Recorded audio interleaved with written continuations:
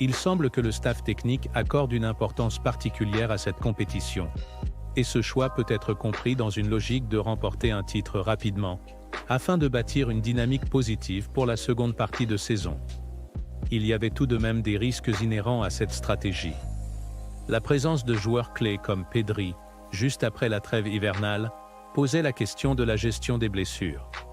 Une blessure dans un match de Coupe du Roi contre une équipe de division inférieure aurait suscité d'importantes critiques.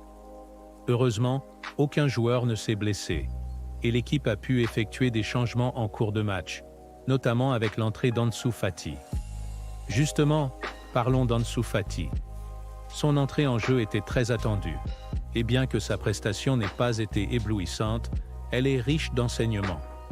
On a pu observer un joueur en quête de repères, ce qui est compréhensible après une période marquée par les blessures. Ansu Fati a eu des opportunités de marquer, mais il a manqué de réalisme et de tranchant dans ses gestes décisifs. Néanmoins, il serait injuste de tirer des conclusions hâtives.